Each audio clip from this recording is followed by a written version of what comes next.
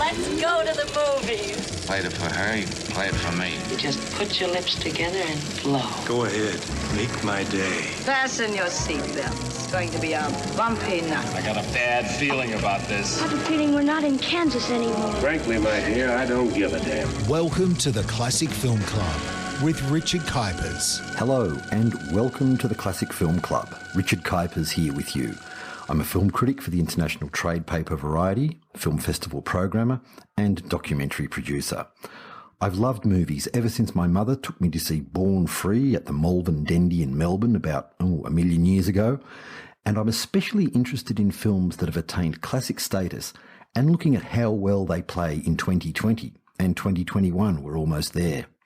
Has time treated them well? Have some of these classic movies lost their magic over the years? Have some aged really well? Do they play better now than they did in the day? And how have their messages and meanings been affected by the march of time? Digging into the vaults of cinematic treasures is a fascinating experience, to say the very least. It's like pulling out records you may have loved in your younger days, but you haven't played for a long time. If they still sound great, great. If not, it can be sobering and make you reflect on things a little bit as you realise that the music is still the same, but how you hear it has changed. I'm doing just that right here, rewatching famous and highly acclaimed movies and casting a critical eye on their merits and shortcomings in the cultural, social and political times in which we live. That's the main focus of the Classic Film Club, but we're also here to celebrate films that may not be famous titles that most people recognise, but are lesser-known gems that might have followings among film buffs and film critics, but they deserve to be more widely known and seen. I also love a guilty pleasure, so stay tuned as well for our Trash and Treasure segment, when I pull out diamonds from the dustbin and tell you why they're essential viewing. But first, let's tackle one of the most famous, awarded and profitable films of all time, which lately has become one of the most problematic films of all time. Gone with the Wind, the adaptation of Margaret Mitchell's 1936 bestseller about the on-again, off-again romance of Scarlett O'Hara and Rhett Butler in the southern state of Georgia before, during and after the American Civil War. Mitchell's book ranks second, only behind the Bible, as America's most read book. And the film, directed by Victor Fleming and starring Vivien, Leigh and Clark Gable, is one of the most viewed American films of all time. It's especially good to be looking at it again after everything that's happened socially and politically in recent times, and particularly in light of the roles played by Georgia and its capital city Atlanta in the recent US election. On the 10th of June 2020, the US cable service HBO pulled Gone with the Wind from its schedule. Amid the growing momentum of Black Lives Matter and in the immediate wake of George Floyd's death, many TV shows were also withdrawn from streaming and pay TV services around the world. You might remember an episode of Fawlty Towers and the Little Britain series coming under fire. Netflix in Australia and New Zealand removed 4 shows created by and starring Australian comedian Chris Lilly, Jonah from Tonga, Angry Boys, Summer Heights High and We Can Be Heroes.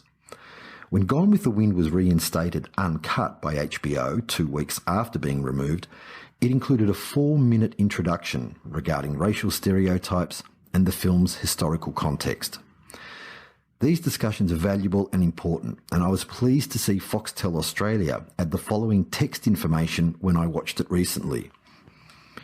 In full, it said, "Gone with the Wind is a product of its time and depicts some of the ethnic and racial prejudices that, unfortunately, remain commonplace in sections of society. We present this film in its original form. Scenes which depict racism are not endorsed by Foxtel." No one should endorse racism, let alone practice it, but what does that mean when we approach Gone with the Wind? Not to mention many other films made during less enlightened times. If you drew up a list of every Hollywood movie that endorsed racism or demeaned and belittled non-white characters, you'd end up with thousands and thousands of titles. So, should we even watch Gone with the Wind? And if we do, how does it play 80 years later? There's no way Gone with the Wind could be made today, but does that mean it should be dismissed from the ranks of Hollywood's great achievements? Well, yes and no. There are good arguments on both sides of this cinematic equation, and I found watching Gone with the Wind in 2020 to be a very contradictory experience. In this meeting of the Classic Film Club, I'll examine those complex impressions, but first, let's just get to the basic facts of the matter. A Selznick international production, in association with MGM, Gone with the Wind was released in Hollywood's golden year, 1939. There'd never been a year like it before, and there probably never will be again. The Wizard of Oz, Wuthering Heights, Dark Victory, Mr. Smith Goes to Washington, Goodbye Mr. Chips, Ninotchka, Of Mice and Men, Love Affair, Stagecoach. I mention all these films because in 1939 they were also nominated, alongside Gone with the Wind, in the Oscar category of Outstanding Production. This category eventually became the Best Picture Award in 1962. Against this incredible opposition, Gone with the Wind won 10 Oscars, 8 in competitive sections, including Outstanding Production, and 2 honorary awards. In the US alone, it was re-released in 1942, 1947, 1954, 1967, 1974, 1989, and 1998. As recently as last year, it was re-released in cinemas in Taiwan. For around 50 years, there wasn't a single day when Gone with the Wind wasn't playing in a cinema somewhere on Earth, including the Barclay Cinema in Sydney, where I saw it in the school holidays in around about 1979, I think. On the Internet Movie Database, it has a staggering 287,000 votes, 28% of which rate it 10 out of 10. And as of this recording date, it comes in at number 167 on IMDb's top film ranking. I'm sure that would have been a bit higher a few years ago, but still, number 167 out of the countless hundreds of thousands of films that have ever been made says something. So, we can say that Gone with the Wind has longevity, but what about its durability in a social climate that's so different from when it played publicly for the first time at Lowe's Grand Theatre in Atlanta, Georgia, on December the 15th, 1939? Here's a really good example of just how different that social climate was in America at the time. When Hattie Mcdaniel became the first African American to win an Oscar for her supporting role as Scarlett's loyal maid Mammy, she was forced to sit at a table at the back of the room during the awards ceremony at the Ambassador Hotel in LA. And that was after producer David O. Selznick pulled a big favour to allow Mcdaniel into the room in the first place. Even before the film went into production, the NAACP, the National Association for the Advancement of Coloured People, became actively involved, attempting to keep the novel's most offensive depictions of African Americans out of the final script. While it's offensive to see slaves presented as basically happy with their lot and toiling hard without complaining about being owned by white people, as if they were just the same as livestock, many of the novel's worst excesses were modified, and the film could have been much, much worse on this front. The reason for Gone with the Wind's existence is to present a romantic, honourable and soul-stirring vision of the South, of slavery and the Confederate cause. A land of cavaliers and cotton fields, it says on the opening titles, that sweep across the screen in huge letters following the logo of Selznick International Pictures. A logo that looks like it could be a southern mansion from the film we're about to watch. Here in this pretty world, gallantry took its last bow. Here was the last ever to be seen of knights and their ladies fair, of master, of slave. It is no more than a dream remembered, a civilization gone with the wind. That prologue was supplied by Ben Hecht, one of an army of writers including Joe Swirling, Charles MacDonald, and even F. Scott Fitzgerald, who contributed to the screenplay without receiving any credit. The Oscar-winning script was attributed solely to Sidney Howard, whose radical past included supporting Communist Party of America candidate William Foster in the 1932 presidential election.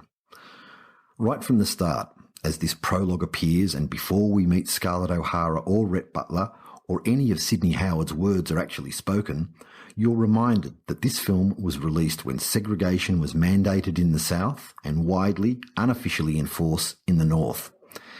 This is indeed a poem to an age that may be gone, but for a large part of its target audience in 1939, and undoubtedly today, it has not been forgotten and is remembered with misty-eyed nostalgia that's blind to how those plantations prospered and how those southern families accumulated all of their wealth. That sense of gallantry and knights and their ladies is evident straight away. On the porch at Tara is the beautiful, strong-willed southern belle Scarlett O'Hara. She's talking to the Tarleton twins, Brent and Stuart. Stuart's played by George Reeves of TV fame in the 50s as Superman.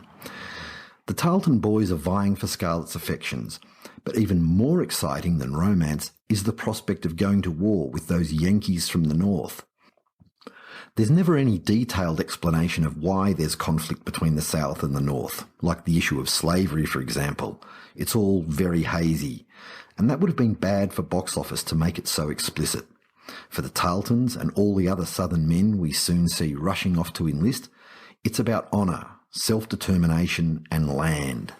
As Scarlett's Irish-American father Gerald tells her, why land's the only thing in the world worth working for, worth fighting for, worth dying for, because it's the only thing that lasts. But Scarlett isn't interested in land and war. Fiddle-dee-dee, she says. This war talk's spoiling all the fun at every party this spring. On her mind is romance and hopefully marriage to Ashley Wilkes, Leslie Howard. He's the heir to nearby 12 Oaks plantation. Never mind that Ashley doesn't love her, and he's about to announce his engagement to his cousin, yes cousin, Melanie Hamilton, Olivia de Havilland. Scarlett will just have to tell Ashley he really does love her, and that'll be that. If there's a white voice of reason and conscience here, it belongs to Ashley Wilkes, certainly in the first half of the film. He seems to have a genuine affection for his slaves, and says he would have freed them regardless of the war's outcome. In the stampede to join the Confederate Army, it's Ashley who steps back and tells his friends that most of the misery in the world has been caused by war. That doesn't stop him from joining up, but his motives are much more personal and immediate. He just wants to preserve 12 Oaks, the place he loves and where he wants to be buried. When Ashley returns from the war, he's clearly suffering PTSD and is suicidal. A world which is worse than death is how he describes coming home to the wreckage of 12 Oaks. Ashley may have lost everything, but let's remember that he owed his wealth and the happiness it brought to the slave labour on his property. If we can feel sympathy at all for Ashley, who's also never owned up to his true feelings for Scarlett, largely out of the obligation he feels for Melanie, it's largely due to Leslie Howard's sensitive and heartfelt performance. Howard, who was the star of Intermezzo and The Scarlet Pimpernel and was Oscar-nominated for Pygmalion and Berkeley Square, co-starred with Olivia de Havilland in It's Love I'm After, a very zingy 1937 comedy directed by Archie Roach, in which an engaged heiress, played by de Havilland, gets tangled up with an egotistical actor, played by Howard. It's great fun. Leslie Howard returned to the UK after Gone with the Wind to help with the war effort, and was killed on June 1st, 1943, after his commercial KLM flight from Lisbon to Bristol was shot down by German planes. Even if he doesn't realise the contradictions and hypocrisy of his position as a moneyed southerner whose noble notion of freeing his slaves would adversely affect his profit margins, Ashley is a calming and sensible presence. His earlier words of caution about war ring loudest in famous scenes of Scarlett wandering through thousands of wounded and dying Confederate soldiers on the train tracks of Atlanta, and especially when she turns away in horror when Dr. Meade, Harry Davenport, is about to perform an amputation without anaesthetic. Gone with the Wind may glorify the Confederate cause, but to its credit, it never glorifies war itself. There are no big battle scenes, and the only deaths we witness of men in uniform come during the Yankee occupation of Atlanta, when the lives of Southern civilians are placed at risk. If not the conscience of the film, the heart and soul of Gone with the Wind is undeniably Ashley's wife and cousin Melanie, played so beautifully by Olivia de Havilland, whose career to this point included Captain Blood, The Charge of the Light Brigade, The Adventures of Robin Hood and Dodge City, all with Errol Flynn, and Anthony Adverse opposite Frederick March. Almost impossibly sweet, selfless and noble, Melanie is the best friend Scarlett O'Hara could ever have, even if Melanie's husband is the man Scarlett wants for herself. It's hard to like Scarlett and warm to her throughout the entire story. She's so selfish, and today we'd be tempted to call her a stalker. But Melanie's the opposite, and dramatically she's the perfect foil for Scarlett. Melanie loves Scarlett as a sister. Melanie becomes a volunteer nurse, as does Scarlett, but she's never convincingly committed to it. Unlike everyone else in Atlanta society, Melanie's happy to talk in public with Belle Watling, owner Munson, the madam of an upscale brothel frequented by the city's rich and powerful men. Hypocrisy again. Belle's offer to donate part of her earnings to a hospital has been rejected by so-called respectable society as an insult to the Confederate cause. That's until Melanie, who's educated and well-read, graciously and without judgment accepts Belle's much-needed funds. One of the most famous sequences in Gone with the Wind is the burning of Atlanta. It was filmed in December 1938, very early in the production schedule before Vivien Leigh had signed on, requiring the use of a stand-in for Scarlett in wide shots. Watch closely and you can see the stand-in's face turned away from camera or with a raised arm hiding her identity. Moselle Miller, who was Vivien Leigh's double, was paid about $27 a day for her work. But it's not Scarlett's fate we're most concerned with in the burning of Atlanta scene as Rhett Butler drives a horse and buggy through the flames. Melanie and her newborn baby are in the carriage. Their safety and the very real risk of their deaths give the scene an emotional impact to match the awesome visual spectacle. And what a spectacle it is. This sequence takes Gone with the Wind into apocalyptic zombie movie or Mad Max Fury Road-like territory, with Rhett fighting off desperados attempting to steal their transport, while an inferno slowly engulfs the town and the lives of a mother and baby hang in the balance. It's thrilling stuff, right up there with the chariot race in Ben-Hur as a classic action scene that still makes the grade today. Sure, computer-generated imagery can do just about anything today, but there's something about real action that's hard to beat. The first half of Gone with the Wind moves at a breakneck pace, driven by the Civil War and its impact on the main characters. For Scarlett, that means becoming married and widowed while still obsessing over Ashley Wilkes and falling in and out of lust, there's no other way to put it, with Rhett Butler, the handsome, opportunistic profiteer, gambler, an all-round scoundrel with no allegiance to anyone or anything other than his own financial well-being. But of course, there's a heart there when it really counts. And who better to play him than the king of Hollywood himself, Clark Gable, a man with a chin, a chest and hair, at the height of his powers as a leading man, following a string of hits opposite the tragic platinum blonde bombshell Jean Harlow, and an Oscar to his name for the screwball comedy classic It Happened One Night.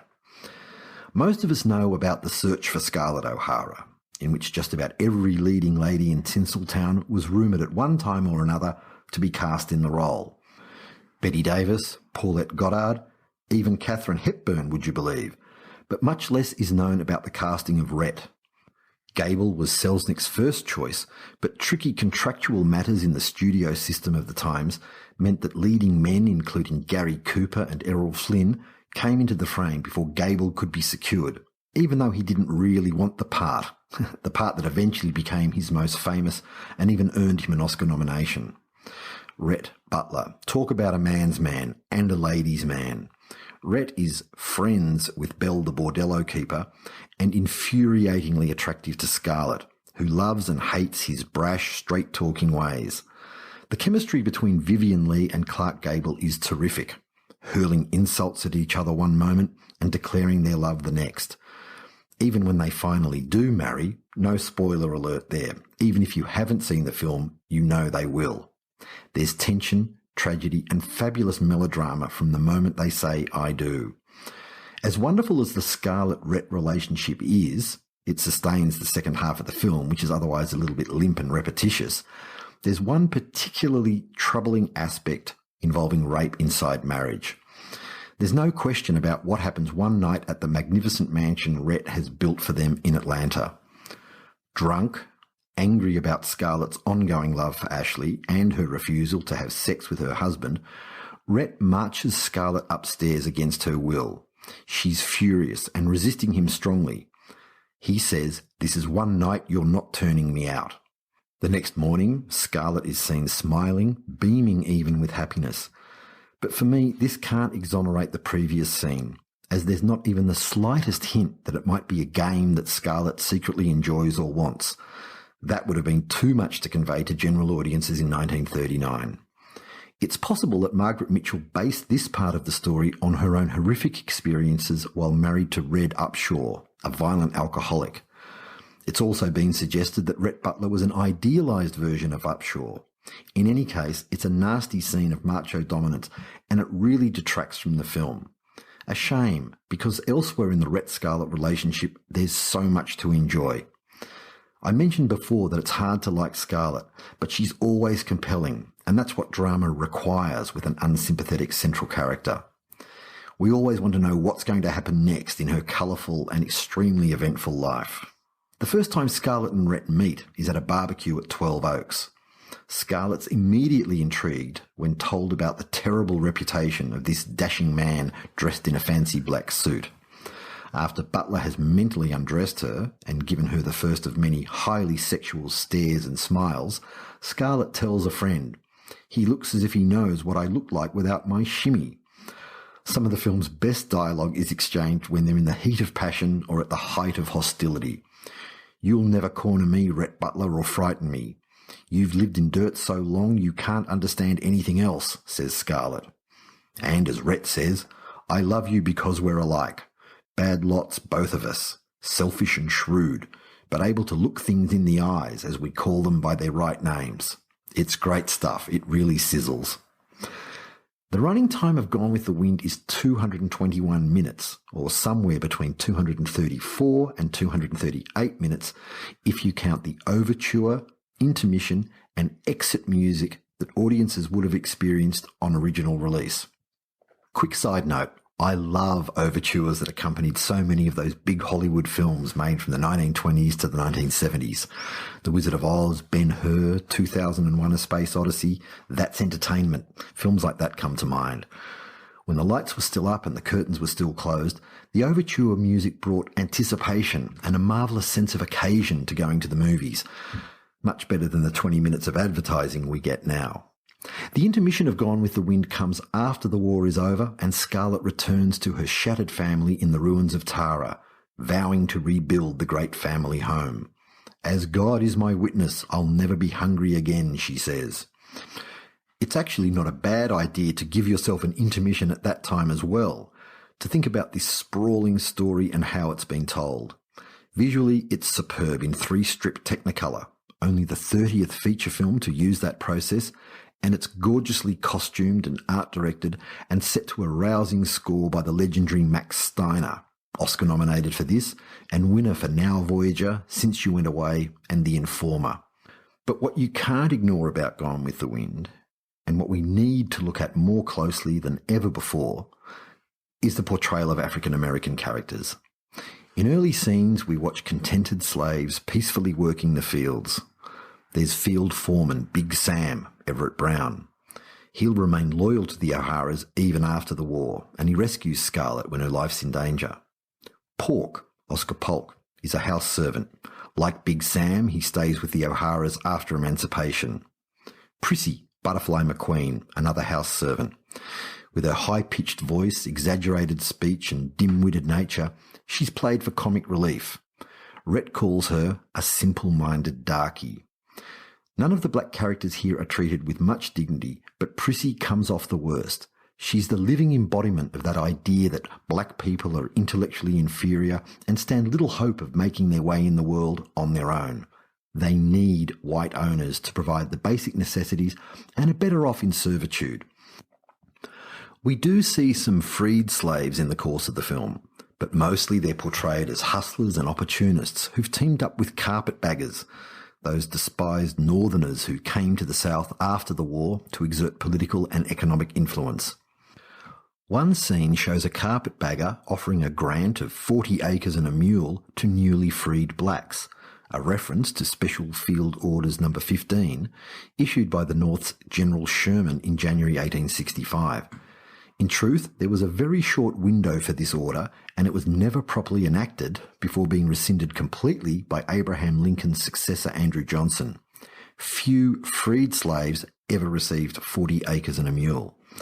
Interesting to note here is that African-American filmmaker Spike Lee, Black Klansman Malcolm X, named his production company 40 Acres and a Mule. 40 Acres is also the name of the RKO Studios backlot that David O. Selznick leased in 1935 and used for the filming of Gone with the Wind.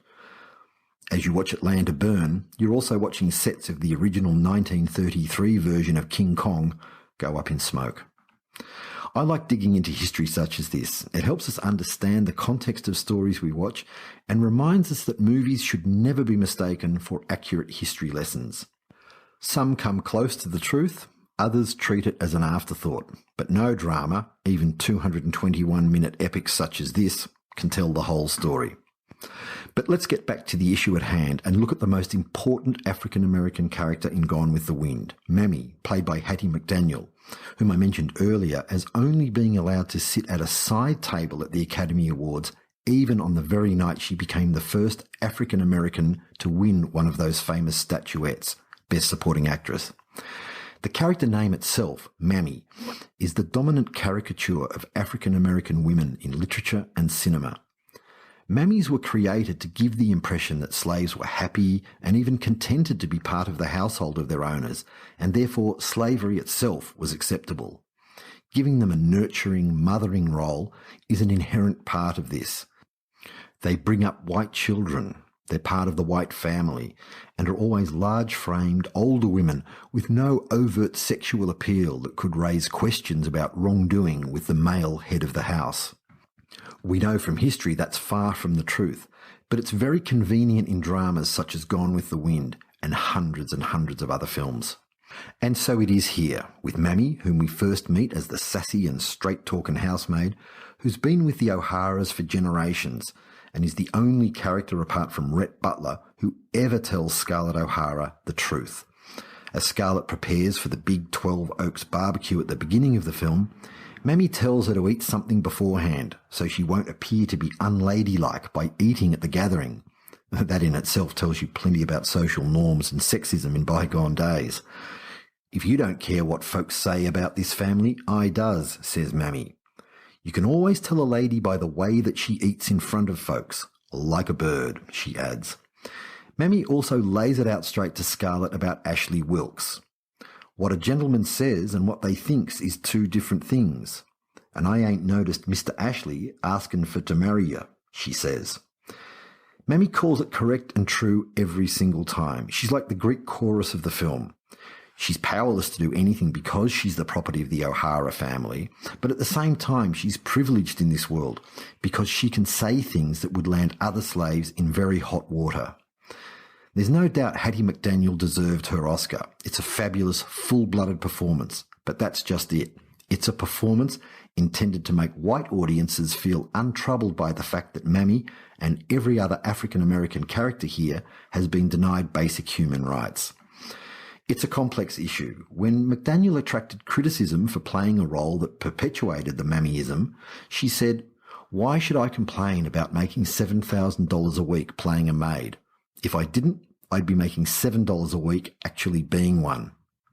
Which reminds me, if you want to see a very, very fine film about Black American domestic maids, I highly recommend The Help, made in 2011 and based on Catherine Stockett's 2009 novel, which was set in 1960s Mississippi.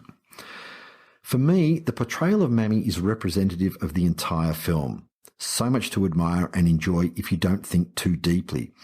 But once you start to look more closely and think about it, it becomes deeply troublesome. In pure filmmaking terms, Gone with the Wind is a majestic achievement.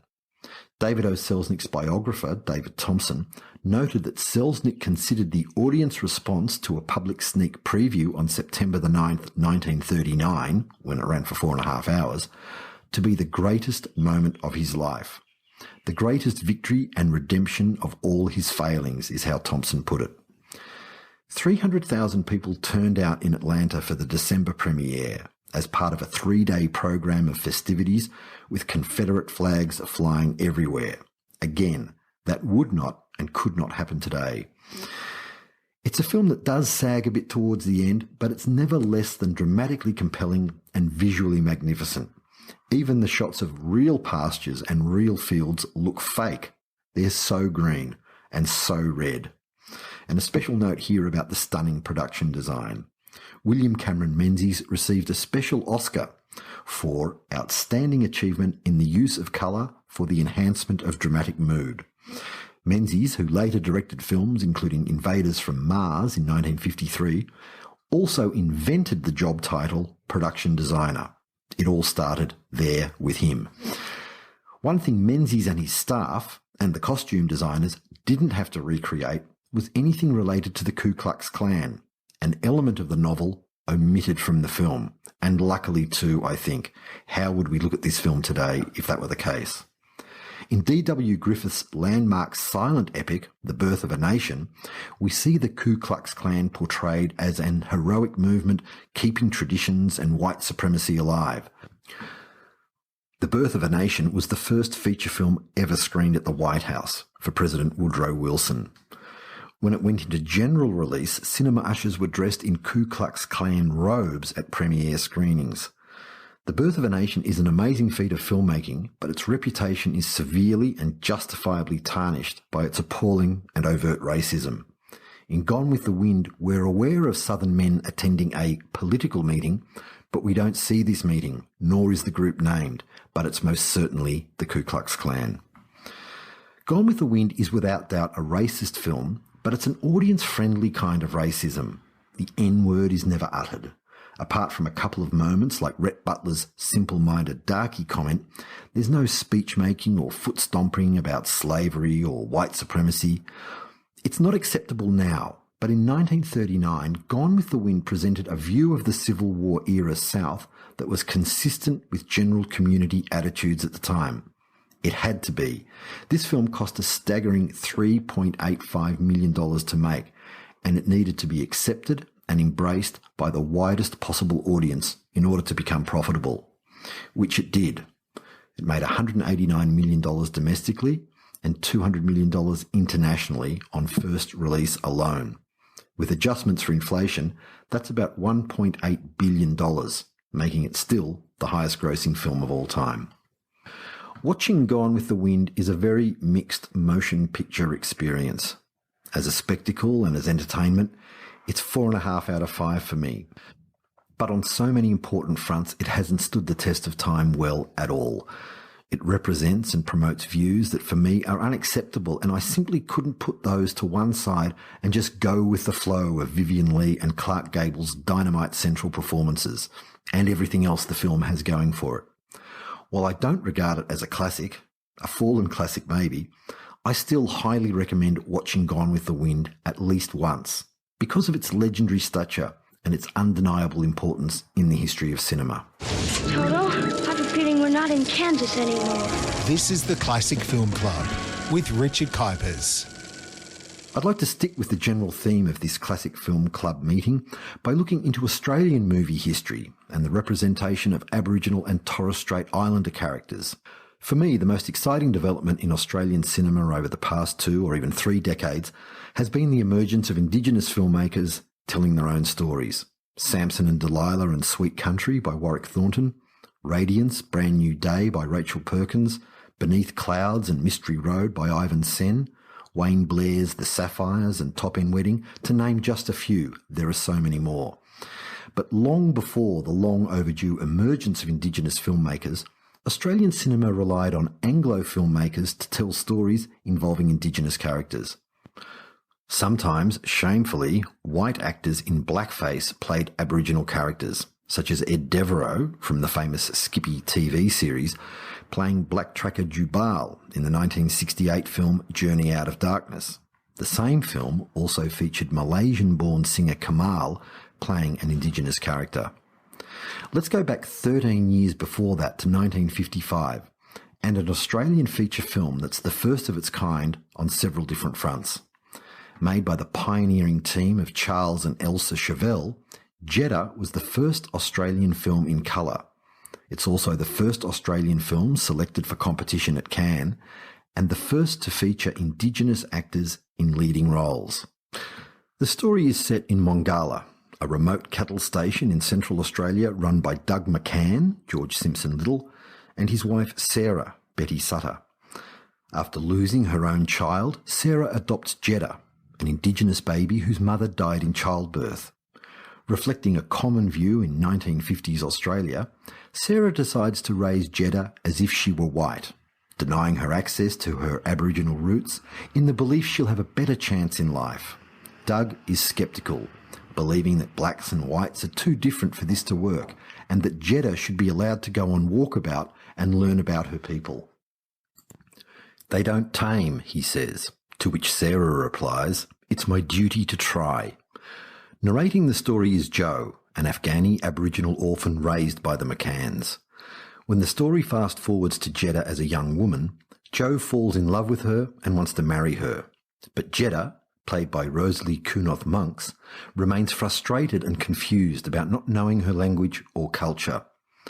Although flattered by Joe's attention and attracted to him, Jedda is drawn much more strongly towards station worker Marbuk, Robert Tudawali. This handsome, mysterious man whisks Jedda away in the hope he can marry her. She's willing at times and resists him at others, but Marbuk's desire for Jedda has broken a tribal taboo, leaving them as outcasts while they're also being pursued by Joe and Northern Territory police officers. Like Gone with the Wind, Jedda is very much a product of its time. From 1909 to 1970, the Aboriginal Protection Act operated in Australia. This granted authorities permission to take mixed-race Indigenous children away from their mothers and have them raised in mostly church-run facilities and trained to become maids and other domestic workers. These children are known as the stolen generations, and the national trauma resulting from this policy remains ongoing and very present in Australian society today. It's one of the most shameful chapters in Australian history. As appalling as the Aboriginal Protection Act was, many otherwise decent, ordinary Australians sincerely believed it was for the best. We see this in Sarah as she goes about her task, with genuine love and care, to be sure, but with such a misguided and eventually catastrophic adherence to the belief that her race and culture are superior. On the other side of the equation is her husband Joe, who stops short of saying anything truly enlightened, but does at least recognise Indigenous people and their culture as being unique and valid, and never uses any of the derogatory terms that would have been accepted by most viewers in 1955.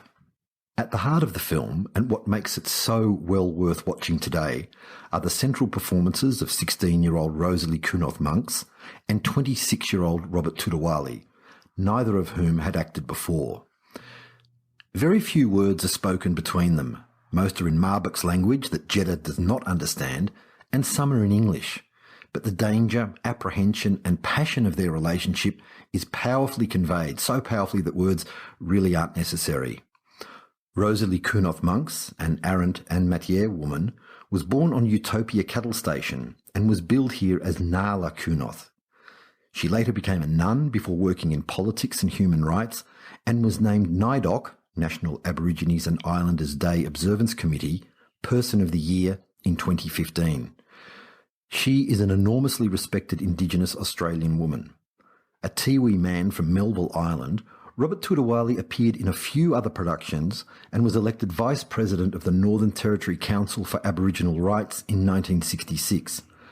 His troubled life came to a premature end in 1967, but his remarkable performance as Marbuk is firmly etched in Australian cinema history. Jedda was filmed on locations that had never been seen before in colour in a feature film. Coolabah Cattle Station, Stanley Chasm and Ormiston Gorge among them, and they're superbly photographed by DOP Carl Kaiser. As we so often say about Australian films set in the outback, the landscape comes alive and seems like a living, breathing character. Interiors and a small number of exterior scenes were filmed at Avondale Studios in the Sydney suburb of Chirella.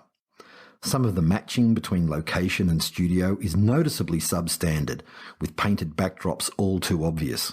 Additionally, Jedda is hampered by the casting of white actor Paul Raynal with dark makeup playing Joe. It's not the really awful black and white minstrel type makeup, but blackface is still blackface any way you look at it. Yet for all its flaws, which includes some clumsy dialogue and variable supporting performances, there is something special about Jedda, because it is at least trying to say something, and it's sympathetic to the plight of its central character. Yes, it fumbles around a bit and bends things to not confront mid-1950s audiences too much, such as never mentioning the forced removal of indigenous children from their mothers, but Jedda does have its heart in the right place. It's sincere, and for that it earns my respect and recommendation. Jedda was Charles Chauvel's final film. Chauvel also made 40,000 Horsemen and The Rats of Tobruk, both starring legendary Aussie actor Chips Rafferty. Jedda was a sizable hit in Australia when it opened in May 1955 and was released in the UK and the USA in 1956, where it was retitled Jedda the Uncivilized. Here's an excerpt from the review by Variety, the publication I write for, published on June 15, 1956. Australians generally have little sentiment for their native Negro people. Their words, not mine. And this: although the Australian Aborigine is generally unlovely, Robert Tudawali is a dark native male of fine physique and a natural actor. That review was written by an unnamed Variety critic in Sydney, and shows, like the film, what was acceptable in print and by community standards of the time. And I'm really pleased that those kinds of things would be completely unacceptable now. Jedda is available to buy on DVD, but isn't that easy to find on streaming services. The best way to track it down is through the Beamer Film streaming service that operates via council libraries. It's actually a great free service, and I do highly recommend you look it up on your local council website or by Googling Beamer Film. B-E-A-M-A, film. This is not a cash for comments moment, I assure you. I actually only just discovered Beamer Film for myself when I wanted to watch Jedda again. It's a great way to connect with your local library, and the selection of films for free is excellent once you've registered with the library. Finally, to the traditional trash and treasure segment of the Classic Film Club. I'm staying on topic here with a few recommendations from the wonderful world of Blaxploitation cinema. Blaxploitation was the tidal wave of predominantly action and crime stories that sprang up in America in the early 1970s. Unlike race cinema movies that were produced exclusively for black audiences from the silent era to the early 1950s and are largely lost and forgotten now, Blaxploitation was made for general audiences by both indie companies and major film studios. While most were made by white directors, many were also made by African-American filmmakers, such as Gordon Parks' Shaft, 1971, with its Oscar-winning theme by Isaac Hayes. Then there was Ossie Davis, Cotton Comes to Harlem, and Ivan Dixon. He played Kinch in the Hogan's Heroes TV series and went on to direct films like Trouble Man and the little scene classic The Spook Who Sat by the Door. That is an incredible film. If you can find it, watch it. It's an amazing film from 1973. Blaxploitation was just as the title suggests. Exploitation films about the gritty and occasionally glamorous side of African-American life, with car chases, shootouts, explosions, and fisticuffs right to the fore. We could talk forever about the dozens of Blaxploitation gems out there, but right now I just want to highlight a few films starring my favourite female Blaxploitation star, Pam Grier. No less a person than Quentin Tarantino calls Grier the first female action star, and I couldn't agree more. Pam Grier started work in 1967, answering the telephones at the legendary B-movie company American International Pictures. In 1971, director Jack Hill cast Grier in a support role in The Big Dollhouse, a women in prison picture in which Pam plays a lesbian inmate who busts out of a jungle hellhole with fellow prisoners and takes revenge on those who done them wrong. It's great stuff. So too is Coffee from 1973, starring Pam as Flower Child Coffin, What a fantastic name. Flower Child Coffin, aka Coffee. She's a nurse who's out to settle the score with the low-life drug pushers responsible for her sister's heroin addiction. Coffee was a huge hit and established Greer as Blaxploitation's biggest star, male or female. If you want to know where tough, intelligent, resilient screen heroines come from, Coffee is a very good place to start. Every Pam Grier film is worth watching, and the other one I'd like to highlight right now is Friday Foster from 1975, with Pam playing a photographer for a high-end fashion magazine who gets drawn into a plot to assassinate black political and cultural leaders. It was based on a comic strip in the Chicago Tribune, the first ever comic with a black female protagonist, and it has a great supporting cast, including Yaphet Kotto of Alien fame, Carl Weathers, who played Apollo Creed in 4 of the Rocky movies, and the great singer, activist and author, Eartha Kitt. Friday Foster was Pam's final Blaxploitation film and was released toward the end of the first wave of Blaxploitation. It's never actually gone away, it's just changed and evolved over the years in films such as Quentin Tarantino's Jackie Brown, starring, of course, Golden Globe nominee Pam Grier. Though criticised in some quarters, including black rights organisations, for promoting stereotypes and emphasising sex, violence and crime, Blaxploitation films at their best feature strong, determined African-American characters who stand up for themselves and apologise to no one. I highly recommend starting your Blaxploitation explorations with Pam Grier and seeing where the road takes you from there. And I look forward to visiting more fascinating and stimulating destinations at the next meeting of the Classic Film Club. I'm Richard Kuipers. Thank you very much for listening. You can't go now. Work here is done. I love a happy ending. You've been listening to the Classic Film Club with Richard Kuipers. Available on Apple Podcasts, Google Podcasts, Spotify, iHeartRadio, or wherever you get your podcasts. This has been another quality podcast production from Bytes.com.